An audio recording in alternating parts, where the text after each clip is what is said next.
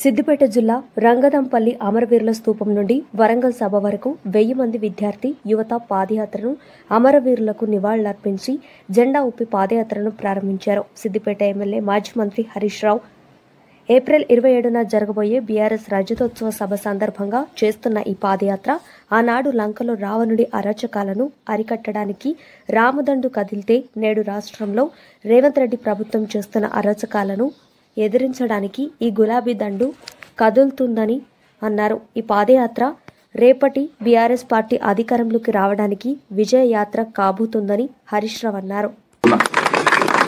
మిత్రులారా, తెలంగాణ ఉద్యమానికి సిద్దిపేటకు అవినాభావ సంబంధం ఉన్నది.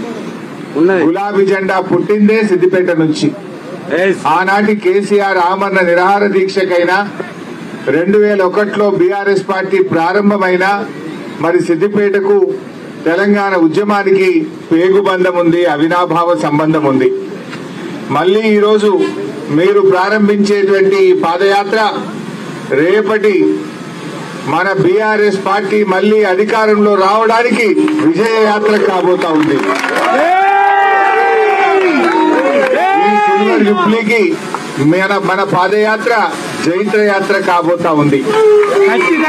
ముఖ్యంగా బీఆర్ఎస్ పార్టీ పుట్టినాడు చాలా మంది చాలా రకాలుగా చెప్పారు. ఆ రోజు ఏమన్నారంటే బీఆర్ఎస్ పార్టీ పుట్టినాడు ఇది గాలి బుడుగ లాంటిదని, ఇది పాల పొంగు లాంటిదని, ఇది అమాస గుట్టింది పుణ్యానికి పోతుందని కొంతమంది మాట్లాడినరు. మాట్లాడిన వాళ్ళే ఆగమైనరు, మాట్లాడిన పార్టీలు ఆగమైనవి తప్ప బీఆర్ఎస్ పార్టీ ఆగం కాలేదు అని చెప్పి మనం చేస్తా ఉన్నాం. బీఆర్ఎస్ పార్టీ దేశంలో అనేక రాజకీయ పార్టీలు పుట్టినాయి, చాలా పార్టీలు పుడుతుంటాయి పోతుంటాయి. కానీ బీఆర్ఎస్ పార్టీ ఇవాళ లక్ష్యాన్ని ముద్దాడింది. తెలంగాణ రాష్ట్రాన్ని సాధించినటువంటి పార్టీ ఇవాళ బీఆర్ఎస్ పార్టీ అని చెప్పి మనం చేస్తా ఉన్నాం.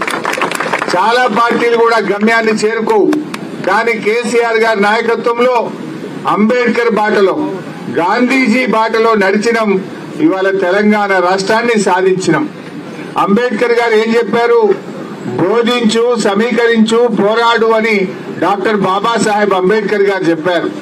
అదే పద్ధతిలో మన కేసీఆర్ గారు, ప్రొఫెసర్ జయశంకర్ గారు ప్రజలందరికీ కూడా ఎందుకు తెలంగాణ కావాలో బోధించారు. ప్రజలందరినీ సమీకరించారు. సమైక్యవాదుల మీద ఢిల్లీ గడ్డ మీద పోరాడినరు. తెలంగాణ రాష్ట్రాన్ని సాధించింది బీఆర్ఎస్ పార్టీ అని మనం చేస్తా ఉన్నాం. 1969లో చాలా మంది బలిదానాలు జరిగినాయి. ఎంతో మంది విద్యార్థులు మరణించారు. హింస ఆనాడు ప్రజ్వరిల్లిన హింస వల్ల